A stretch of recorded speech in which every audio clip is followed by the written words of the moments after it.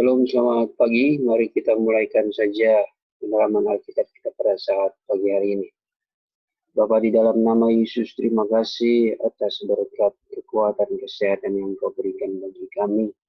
Pada kesempatan ini Tuhan, kiranya dalam anugerah-Mu yang besar, Engkau membukakan mata, telinga, hati kami Tuhan, untuk mendengar dan belajar akan firman-Mu. Ampuni dalam segala kekurangan, kesalahan, keterbatasan bagi kami, tapi biarlah Tuhan firman-Mu yang membersihkan hati kami daripada segala hal-hal yang jahat, keinginan-keinginan yang tidak baik dalam hati kami, sehingga kebenaran firman-Mu yang memerdekakan hidup kami dan menguasai kehidupan kami untuk kami memiliki kehidupan yang benar di hadapan-Mu dan boleh menjadi berkat bagi banyak orang. Di nama Tuhan Yesus Kristus kami sudah berdoa akan memulai pendalaman Alkitab kami pada saat hari ini. Haleluya, amin. Puji Tuhan. Ya, kita sampai kepada Sirwasar Solemon atau Kidung Agung pasal yang kedua, ayat yang ke-15. Tangkaplah kiranya akan kami segala rubah kecil yang merusakkan kebun anggur, karena pokok anggur kami limpah berbunga. Nah, sebelum kita masuk dalam materi, ya, akan rahasia daripada ayat 15 ini merupakan bagian pembahasan yang cukup menarik dan sangat relevan dengan keadaan kita, ya, di akhir zaman tentunya. Keadaan kita di sini maksudnya adalah keadaan gereja Tuhan, ya. Lebih gereja yang terpilih.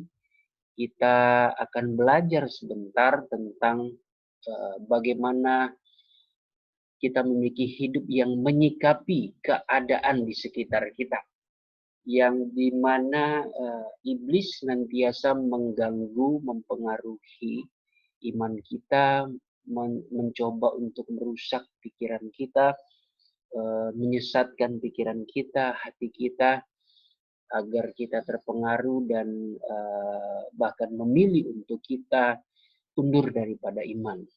Nah, itu tahap-tahap seperti itu adalah tahap yang sungguh berbahaya, ya.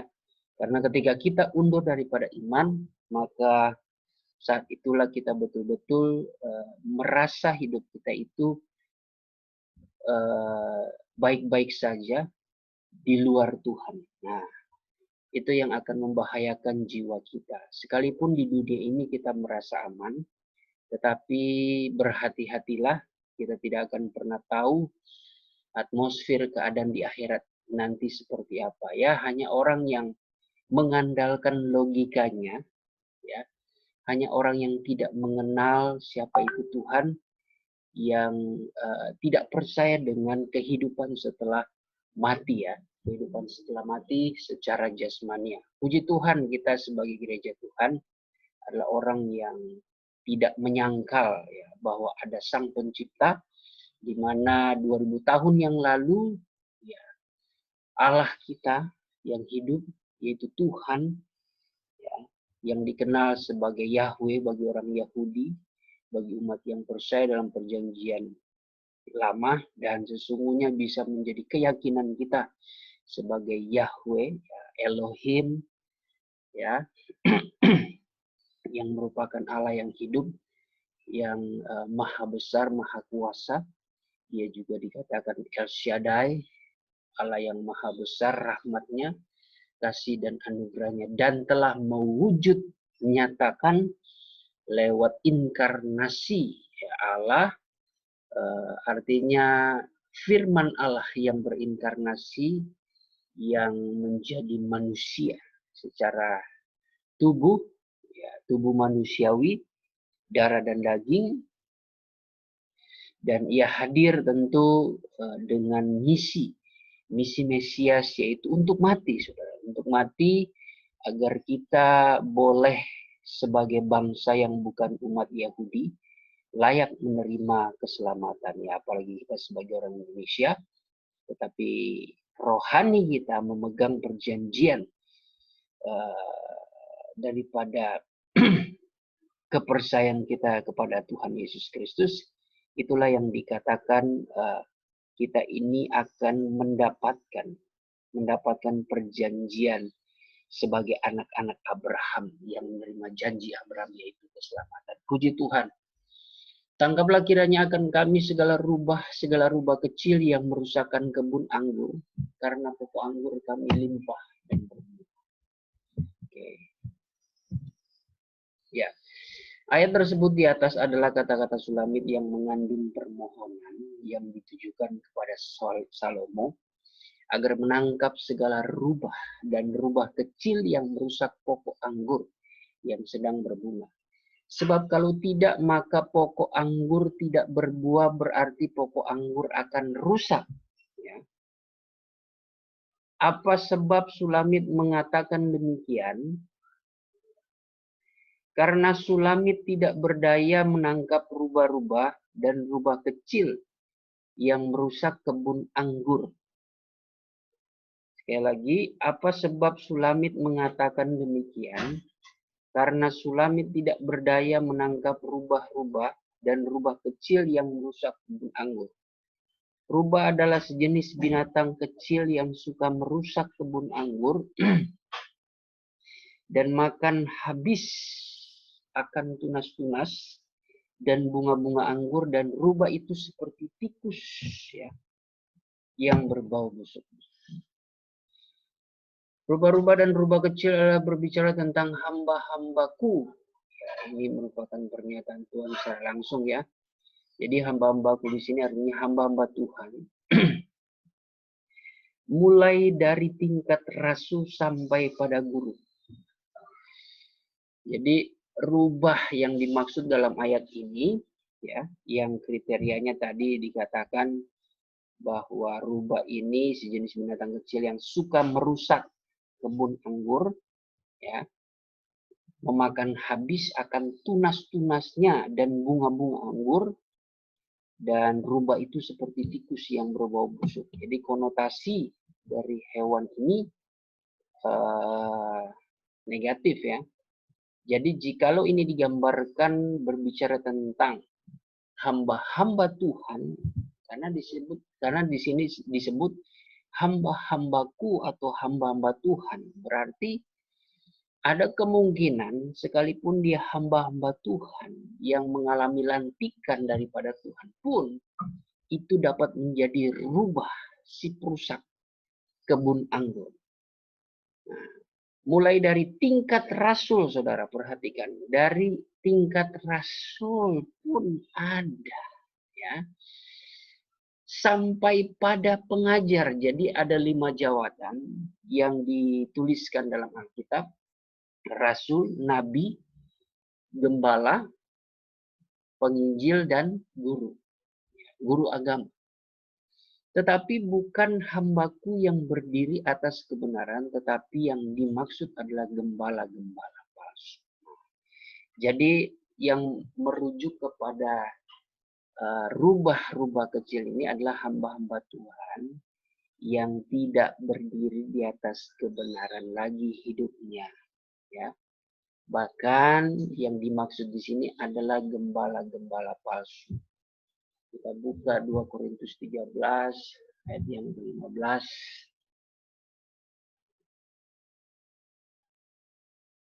2 Korintus 13 ayat yang ke-15 mengatakan begini.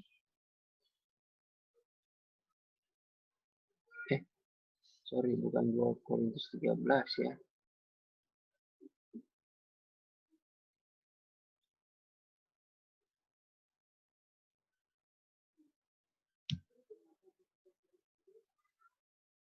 Ini 2 Korintus 11 ini. Ayat 13 sampai 15 maksudnya. Ya. 2 Korintus 11 ayat 13 sampai 15. Sebab orang-orang itu adalah rasul-rasul palsu, pekerja-pekerja curang yang menyamar sebagai rasul-rasul Kristus. Hal itu tidak usah mengherankan sebab iblis pun menyamar sebagai malaikat terang. Jadi bukanlah suatu hal yang ganjil jika pelayan-pelayannya menyamar sebagai pelayan-pelayan kebenaran. Kesudahan mereka akan setimpal dengan perbuatan perbuatan mereka itu sudah memasukkan kebenaran. Mereka menyesatkan jiwa, artinya jiwa yang tersesat itu adalah jiwa yang akan binasa. Nah, maka perbuatan-perbuatan yang menyesatkan jiwa-jiwa ini ya akan setimpal dengan kebinasaan. Nah, jadi hati-hati ya dengan gembala-gembala palsu di hari-hari ini. Ia diumpamakan seperti rubah. Ia yang merusak kabar pengantin dengan pelajaran palsu dan sesat, dan yang suka akan nubuatan-nubuatan palsu dan menceraikan kawanan domba. Nah, jadi dalam poin yang kedua slide ini dijelaskan. Ia yang merusak kabar pengantin dengan pelajaran palsu dan sesat, dan yang suka akan nubuatan-nubuatan palsu. Artinya dia ini adalah orang-orang kabar pengantin juga, ya. Karena mereka adalah orang-orang yang sudah lahir baru dari ayah dan roh, bahkan sampai kepada karunia-karunia roh, bahkan memiliki karunia nubuatan. Tetapi nubuatan mereka itu adalah nubuatan yang bukan atas kebenaran lagi, tetapi nubuatan palsu. Dan ciri nubuatan palsu adalah dengan menceraikan kawanan domba. Ya. Nubuatan di sini bisa berbicara tentang nubuatan saat penyembahan, bisa berbicara tentang pengkhotbah, ya. Saat hamba Tuhan menyampaikan firman Tuhan, itu pun sedang bernubuat. Bahkan kesaksian pun ketika menyaksikan akan nama Tuhan, saudara pun sedang bernubuat. Nah, jikalau ucapan-ucapan kita ini sebagai hamba-hamba Tuhan, anak-anak Tuhan, menubuatkan tentang keajaiban Tuhan, tetapi merendahkan orang, nah, yang menyebabkan perselisihan, menyebabkan kebencian, kedengkian, iri hati, cemburu dan sebagainya, apalagi sampai bertengkar, itulah yang disebut rubah kecil. Ini berbahaya, ini sudah masuk di dalam tubuh gereja. Kenapa saya katakan seperti itu? Karena ini sudah diungkapkan nubuatan. Tidak ada di kalangan orang duniawi mengerti nubuatan, apalagi mengerti tentang pekabaran yang membawa kepada kesempurnaan. Jadi kita yang hidup dalam kabar pengantin yang mendorong kita untuk dewasa rohani, saudara jangan kaget jikalau orang-orang yang pengajarannya yang membawa kepada kedewasaan rohani, kesempurnaan, justru disitulah saudara melihat ada sesuatu kepalsuan. Ada sesuatu yang membingungkan saudara, bertanya-tanya.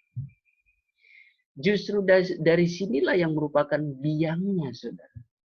Karena kan musuh paling berat itu adalah musuh terbesar, musuh yang terberat adalah musuh dari dalam. Seperti ibarat begini. Mungkin dalam suatu kerajaan, ya, dalam suatu kerajaan ketika kerajaan itu memiliki suatu pemerintahan, ya, memiliki suatu sistem pemerintahan. Ketika kerajaan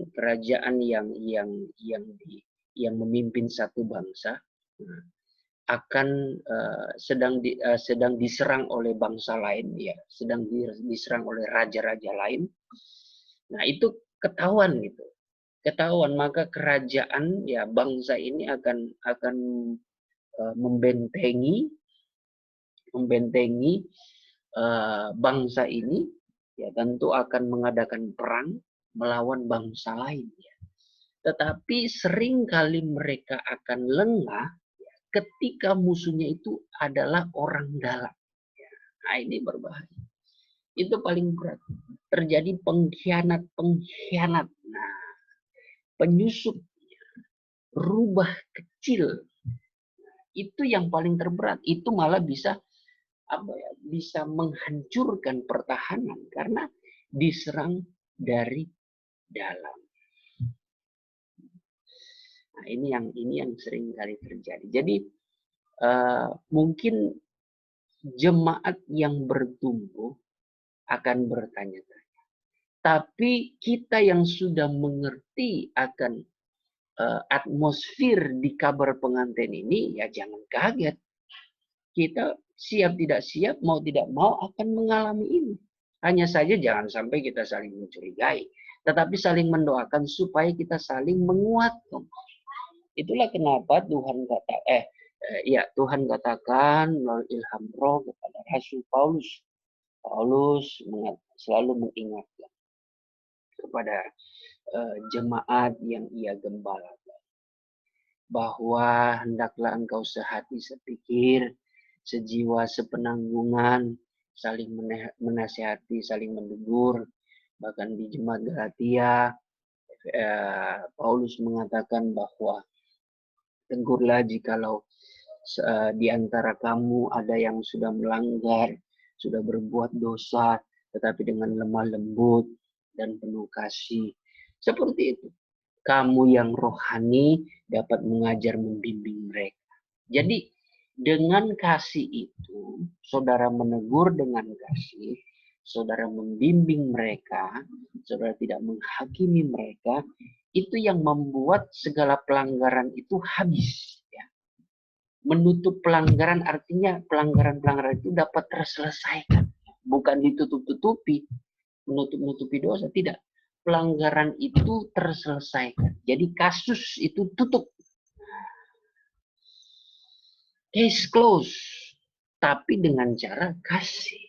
Itu. Teguran yang nyata itu baik. Itu lebih baik daripada kasih yang tersembunyi. Artinya kasih yang pura-pura. Kasih yang pura-pura itu nggak bagus, saudara. Tidak bagus. Jadi bukan berarti di sini memberikan pengertian teguran yang nyata itu terlebih baik daripada kasih. Kasih apa dulu? Justru karena kita mengasihi, kita menegur mereka dengan nyatanya. Dengan dasar kasih. Artinya di sini perbandingannya yaitu kasih yang pura-pura. Nah, jadi kita akan mengalami ini. Kalau saudara sebagai jemaat melihat, wah kabar pengantin kok seperti ini, ternyata semua akan sama saja. Di tubuh gereja akan terjadi. Ya, hanya saja mungkin kekecewaan yang dimiliki orang-orang yang baru bertumbuh ini, mereka bertanya-tanya, katanya berkarunia dewasa. Tapi kok orang-orangnya penuh iri dan dengkian. Kita bisa memaklumkan jemaat yang bertumbuh ini bertanya-tanya seperti itu. Kita harus hadapi, harus memberikan pengertian. Ya, memberikan pengertian. Karena mereka, jikalau mereka bertanya-tanya seperti itu, berarti mereka masih dalam pertumbuhan rohani. Mereka tidak paham akan firman Tuhan. Firman Tuhan justru terang-terangan mengatakan, ya salah satunya ini. Hati-hati dengan ada rasul-rasul palsu, pekerja curi. Bahkan dalam 1 Timotius 6, di situ bagaimana Rasul Paulus mengingatkan mereka ini ya, adalah orang-orang yang berbicara kebenaran. Tetapi tidak tahu apa-apa. Penyakit mereka itulah penyakit bersilat kata dan mencari keuntungan dalam hal ibadah. Artinya laba yang keji, keuntungan yang tidak diperkenankan Tuhan. Mereka ini adalah rasul, pengajar-pengajar, nabi, guru, seperti tadi yang sudah disampaikan di slide di poin pertama. Sampai guru agama.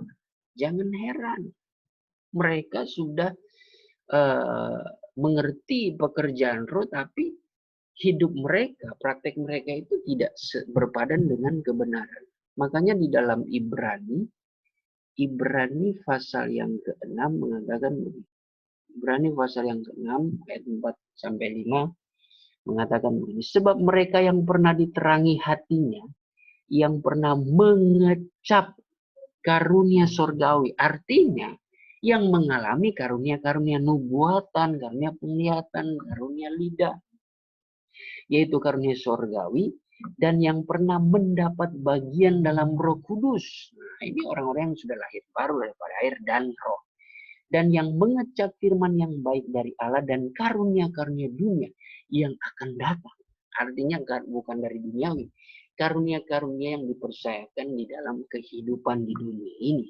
Tentu untuk menyatakan kebenaran. Lewat ucapan, lewat talenta karunia-Nya, dan lewat perbuatannya.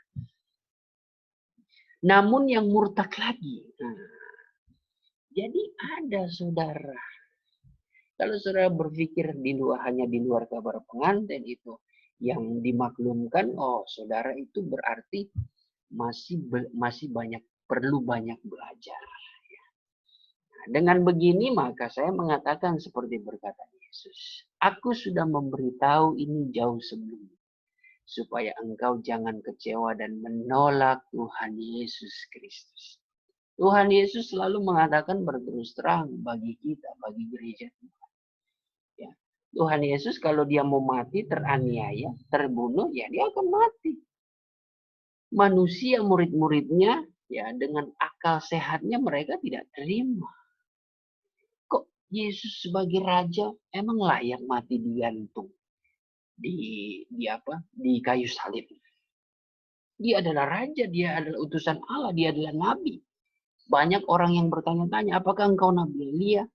Apakah engkau Nabi yang dikatakan perjanjian lama? Semua yang mereka katakan itu adalah suatu gelar yang disematkan dalam diri Yesus. Itu betul. Ya. Walaupun sebenarnya Yesus itu sendiri ketika dimuliakan Tuhan, wah itu lebih daripada nabi-nabi.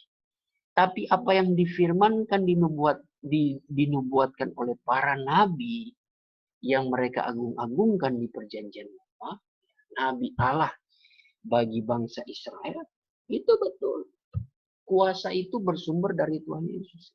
Tapi secara logika mereka berpikir kok malah akan teraniaya, akan terbunuh. Malah dia, Yesus teraniaya terbunuh. Itu karena orang-orang dalam. Yaitu orang Yahudi itu sendiri termasuk muridnya. Yaitu Yudas Iskariot sebagai pengkhianat. Jadi jangan heran jikalau di dalam kabar pengantin ini terjadi pengkhianat. Bukan berarti kabar pengantin ini kabar kesempurnaan sudah sempurna, tidak. Pengajarannya membawa kita kepada kesempurnaan, pendewasaan yang sempurna secara rohani, ya. Tapi prosesnya berat. Makanya saudara yang udah langsung, wah katanya bernubuat, katanya punya karunia lidah dan sebagainya. Kalau saudara langsung menjudge seperti itu, ya saudara masih dangkal di dalam memahami firman Tuhan. Ya. Jangan terlebih dahulu menghakimi. Kita harus tahu alurnya. Kita harus tahu keadaan sebenarnya. Ya, puji Tuhan dengan kebenaran saat ini kiranya membuka hati saudara. Justru musuh yang paling berat saya ingatkan tadi adalah dari dalam. Ya. Jadi jikalau seandainya pengajaran kabar pengantin ini adalah pengajaran yang paling tinggi, bayangkan iblis menyusup langsung kepada intinya. Kalau yang di atas itu goyang, pasti yang di bawah itu terlalu mudah. Itulah kenapa dalam 1 Petrus pasal yang keempat ayat yang ke-16-17, kalau tidak salah, dikatakan bahwa penghakiman itu dimulai dari rumahku. Dimulai dari tubuh gereja. Artinya segala sesuatu itu dimulai dari rumahnya Tuhan. Kita jangan pernah menganggap, oh gereja ini udah pasti aman-aman lah. Ya, udah pasti aman-aman. Kalau orang yang tidak suka bergereja, orang-orang dunia, wah itu udah pasti nggak aman. Oh, salah jikalau kita menganggap seperti itu. Terlalu cepat menilai seperti itu. Justru penghakiman itu dimulai dari kita-kita ini. Karena rumah Allah, saya dan saudara, terlebih kita yang dipilih untuk menjadi pengantin Tuhan. Itu sebelum disempurnakan, Tuhan mau pakai dulu. Supaya lewat kehidupan kita sebagai rumah Allah menjadi berkat. Menjadi saksi bagi orang berdosa dan orang fasik ini. supaya mereka juga boleh diyakinkan lewat kesaksian hidup kita. Agar mereka sadar, oh ternyata orang benar seperti ini. Agar orang fasik juga sadar, oh ternyata apa yang sudah aku kenal tentang kebenaran, saat ini aku hidup sudah menjauh daripada kebenaran. Wah, saya melihat orang-orang benar seperti ini diberkati. Penuh pengertian, lemah lembut dan penuh kasih. Menyadarkan mereka, kalau mereka nggak sadar, ya mereka akan terima penyesalan mereka di api neraka. Tetapi kalau tidak ada pembersihan dari rumah Allah, ya tidak akan ada yang namanya kesaksian, pekabaran tentang Injil, tidak ada. Orang dari iblis sudah mampu merusak, ya, mampu merusak rumah Allah, siapa yang mau diandalkan? Sementara Tuhan itu pergi naik ke sorga, mengandalkan manusia-manusia, para pengikutnya ini, untuk memberitakan, menjadikan semua bangsa itu muridnya. Masa mesti Tuhan Yesus lagi yang turun tangan? Justru Tuhan naik ke sorga, Tuhan pernah katakan dalam Yohanes 16, alangkah lebih baiknya aku pergi meninggalkan kamu, karena dengan dia pergi atau naik ke sorga, maka rohnya itu akan dianugerahi kepada setiap orang percaya. Nah, rohnya ini dalam wujud roh itu bukan lagi menyertai seperti tubuh manusia Yesus yang menemani murid-murid dan pengikutnya yang terbatas. Ya. Ada saat-saat dalam pelayanan Yesus melihat pengikut-pengikutnya, tidak semuanya mereka itu dapat mengikuti Yesus. Perhatikan, tidak semuanya murid-murid Yesus itu, kecuali murid inti ya, dapat mengikuti Yesus. Tidak semuanya. Tapi kalau rohnya yang bekerja itu masuk ke dalam hatinya. Jadi kemanapun mereka pergi, berada, itu selalu ada. Ya. Seperti ada suatu lagu ya. Lagu kemanapun ku akan pergi, menjauhi rohmu yang suci. Nah, kau sahabat. Nah, itu sebenarnya ada ayat firman Tuhan ya, saudara. Di dalam kitab Mazmur ya.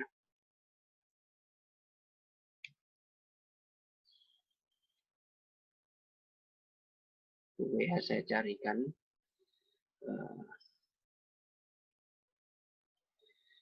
Saya coba carikan sebentar.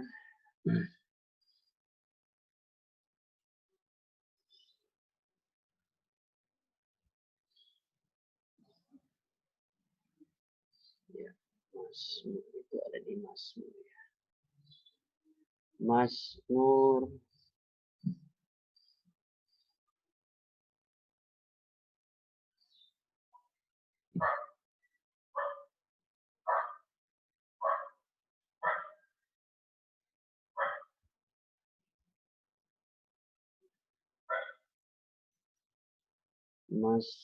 atau Yesaya, saya lupa.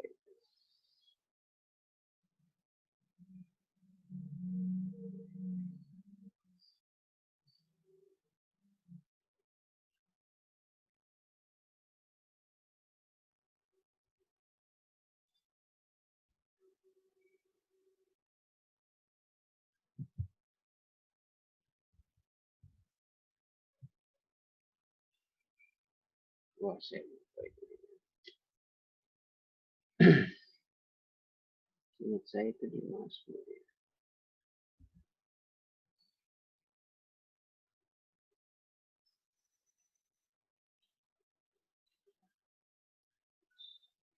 Oh ya, betul. Mazmur 139 ya. Nah, Mazmur 139 ayat yang ke-7 sampai ayat yang ke-10. Kemana aku dapat pergi menjauhi rohmu? Kemana aku dapat lari dari hadapanmu? Jika aku mendaki ke langit, engkau di sana. Jika aku menaruh tempat tidurku di dunia orang mati, di situ pun engkau. Jika aku terbang dengan sayap fajar dan membuat kediaman di ujung laut, juga di sana tanganmu akan menuntun aku dan tangan kananmu memegang. Nah, jadi roh Tuhan itu kemanapun gerangan kita akan lari, pergi itu tidak bisa menjauhi dari roh. Nah, ini merupakan ungkapan yang sebenarnya nubuatan yang terjadi di dalam gereja, di zaman gereja. Karena roh itu bukan sekedar menyertai di atas kertas. Roh itu bukan lagi wujud. Wujud Tuhan Yesus secara manusia, tetapi Tuhan Yesus sudah berada di tahta sorgawi, namun rohnya itu sudah masuk ke dalam hati kita. Mau kemanapun kita pergi, tetap kita pergi menjauh daripada Tuhan, artinya ya kita berbuat dosa itu sedang menjauhi dari kasih karunia Tuhan. Namun sesungguhnya kita akan merasa tertuduh kalau lari daripada Tuhan. Kalau kita bersembunyi, tetap kita akan merasa tertuduh. Karena roh Tuhan itu benar-benar ada. Makanya tadi dikatakan hati-hati. Kalau kita yang sudah mengecap akan karunia surgawi, jangan bermain-main. Jangan bermain-main. Kalau kita bermain-main itu akan mendapatkan hukuman yang setimpal seperti tadi dikatakan 2 Korintus 11 ayat 13 sampai 15. Perbuatan kita ini yang memanfaatkan karunia-karunia untuk menceraikan kawanan domba. Walaupun yang kita nyatakan itu nampaknya kebenaran, keselamatan, tapi kalau menceraikan kawanan domba, membeda-bedakan, meninggikan yang satu tetapi merendahkan yang lain, itu bukanlah karunia daripada Tuhan. Itu yang terjadi di dalam tubuh jemaat. Ya. Nah, makanya efeknya kepada jemaat yang baru bertumbuh, jadi kacau. Mereka pun jadi bimbang. Sementara di masa-masa pertumbuhan, mereka menjadi bimbang. Nah, bagaimana saat ini kita sebagai gembala-gembala yang murni, kita bertanggung jawab, kita melawan ya hamba-hamba Tuhan, rubah-rubah kecil ini yang kelihatannya ya bermulut manis, selalu memperkatakan hal yang sedap, yang enak didengar, tetapi sebenarnya penyakit mereka itu adalah mereka mampu menyilat kata. Yang tujuannya adalah untuk membuat onar, membuat kerusuhan, membuat perpecahan. Itu ada di 1 Timotius. Saudara silakan baca ayat 2 sampai ayat yang ke-5. Karena ujung-ujungnya mereka itu menganggap bahwa di dalam persekutuan, di dalam jemaat, di dalam peribadatan itu memiliki keuntungan yang besar. Keuntungan yang besar di sini bukan keuntungan secara rohani, tetapi karena kepentingan, keuntungan materi dunia. Perhatikan Yeremia 23 ya. Yeremia 23 ini adalah tentang gembala-gembala palsu ya. Yeremia 23 ya, ini satu perikop. Yeremia 23 ya, penekanannya ada di ayat 11. Sungguh baik nabi maupun imam berlaku fasik di rumahku pun, di rumah Allah pun juga Allah mendapati kejahatan mereka. Bayangkan, itu di rumah Tuhan. Jadi di dalam tubuh Kristus itu tidak heran mereka berbuat jahat. Berbuat jahat. Bagaimana kita melawan mereka? Bagaimana kita bisa membedakan mereka? Ya kita tetap hidup di dalam kasih. Mereka sendiri kok yang akan nggak tahan. Kita lawan, kita tegur mereka tetapi dengan kasih. Selalu mengajak merangkul mereka. Tapi mereka yang mengikuti kehendak hawa nafsu, mereka sendiri kok yang tidak tahan. Mereka sendiri akan menolaknya. Ya, giliran kita berbuat tindakan keras, mereka justru menuntut kasih. Mereka berpikir, wah tidak ada kasih. Nah, itulah kemunafikan mereka. Kemunafikan mereka. Toh kalau kita menegur mereka, kalau kita seolah-olah menolak mereka, tetapi sebenarnya kita harus melatih hati kita. Menolak itu tentu untuk mengambil waktu. Seperti begini, seperti saya teringat akan perkataan Rasul Paulus mengenai hubungan antara suami dan istri. Di mana ada waktu-waktunya mereka itu harus memisahkan diri dalam tanda kutip. Memisahkan diri dalam tanda kutip, Paulus katakan begini, lanjut Paulus begini. Mereka memisahkan diri untuk sementara waktu, untuk merenungkan. Ya. Merenungkan, mengoreksi diri, introspeksi diri, ya memikirkan segala sesuatu yang baik hingga hati mereka menjadi baik, menjadi bijaksana, baru akan bersatu kembali. Seperti itu. Bukan berarti sudah cerai, tidak. Tapi bagaimana mengambil waktu memisahkan diri untuk memikirkan semuanya apa yang terbaik. Jadi begitu juga hal seperti itu tentu, kebenaran seperti ini tentu bukan saja terjadi di satu sisi. Dalam hal ini kita terkadang juga sebagai sahabat tubuh Kristus, kita memiliki suatu hubungan yang intim di dalam Tuhan. Hubungan yang intim dalam Tuhan adalah tercipta melalui peran kasih. Nah, terkadang kasih itu kita menegur, menolak mereka, tapi bukan berarti kita membenci, tapi bagaimana kita berharap kita tetap terikat dalam satu roh, kita mendoakan mereka agar Tuhan menjamah, ya, memberikan mereka perenungan supaya mereka memikirkan apa yang mereka sudah perbuat. Ini kalau yang kita anggap musuh, yang dimana kita menganggap orang lain itu sudah berbuat jahat, ya, sudah melanggar firman Tuhan. Kita menolak, kita menegur, bukan berarti kita membenci selamanya, tidak. Tapi bagaimana ketika kita menegur, bertindak keras, ya, biarkan terpisah dulu. Bukan berarti kita sudah memisahkan. Langsung kita mengatakan, ya Roh Kudus itu memisahkan. Seolah-olah kita itu sudah yakin bahwa orang itu akan binasa. Tidak seperti itu. Kita menegur dia. Tetapi dengan dasar kasih supaya mereka sadar. Ya. Teguran yang nyata itu lewat kebenaran firman Tuhan adalah teguran yang sebenarnya untuk membangun. Bukan memenjarakan, ya. Apalagi melibatkan hukum negara. Sudahlah, perkara-perkara rohani, negara tidak pernah ikut campur. Pemerintah tidak akan pernah ikut campur. Mereka juga nggak ngerti persoalan firman Allah tentang kerohanian. Ya. Mereka tidak paham. Ya. Yang mereka tahu bagaimana mengeksekusi. Nah, itu bukan cara kita memandang. Ya. Memandang atau menghakimi sesama kita. Bukan seperti itu. Yang kita hakimi adalah pakaiannya. Dosanya kita hakimi, tapi jiwanya kita renggut. Nah, jadi perhatikan Yeremia 23, Matius 15, 1 Timotius 4, 2 Petrus 2 yang akhirnya menjelma pada Wahyu 13 dan 17. Nah, jadi ayat-ayat ini merupakan sesuatu kemunafikan dari pengajar, guru-guru palsu, nabi palsu, rasul palsu, gembala palsu. Jadi kalau dalam Matius 19 mereka ini adalah orang yang bibirnya, ya, mulutnya itu dengan mulutnya ia beribadah, menghormati aku, tetapi hatinya jauh daripada. Mereka ini disebut pemimpin buta, ya. Di dalam kebenaran ini tidak ada yang namanya kebutaan, tidak ada. Terang benderang tahu dan melihat, ya, tahu melihat jalan yang benar dan tahu melihat mana lubang. Ya, ini berbahaya. Ini pemimpin-pemimpin yang berbahaya.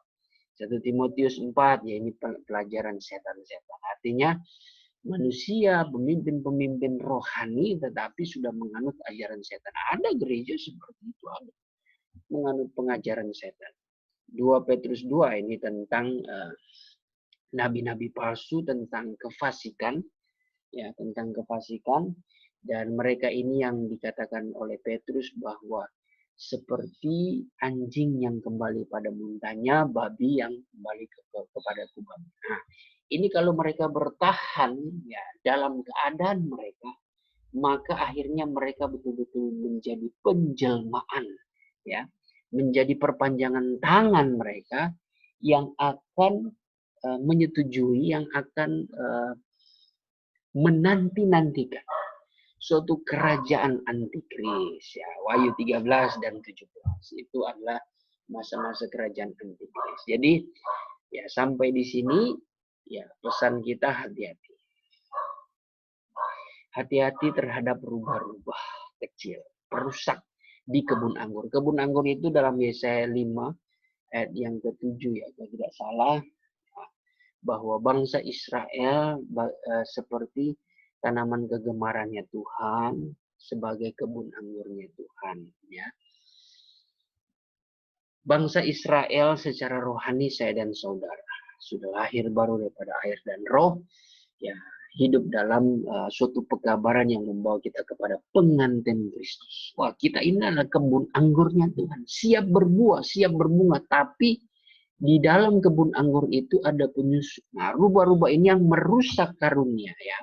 Bunga-bunga itu berbicara tentang karunia yang memakan buah, bahkan sudah merusak pertumbuhan rohani kita, pertumbuhan iman kita, sampai tunas-tunasnya pun itu dimakan sama dia. Luar biasa itu, seperti parasit. Makanya tidak heran jemaat yang baru bertumbuh, waduh, itu imannya bisa hancur, ya, dirusakkan oleh hamba-hamba Tuhan, ya, yang memiliki jawatan-jawatan yang palsu, yang diumpamakan seperti rubah kecil yang berbau busuk sama seperti tikus. Nah, tikus ini kan hewan pengerat, ya, yang apa aja dimakan, ya, tidak mengerti estetika keindahan, ya, hewan seperti itu mana tahu lah yang seperti itu. Ya, artinya itulah, itu maksud saya bahwa kita ini manusia, jangan menjadi manusia, tetapi akhlak kita atau sifat kita itu seperti binatang. Ada seperti itu, hamba Tuhan lagi, ya. Jangan heran itu firman Tuhan kok juga mengatakan begitu tajam. Paulus pernah mengatakan hati-hati dengan para anjing-anjing. Jadi anjing-anjing ini adalah suatu perumpamaan, ya. Suatu perumpamaan, ya, bisa dikatakan sebuah ucapan sarkasme, ya, atau satir yang tajam, saudara.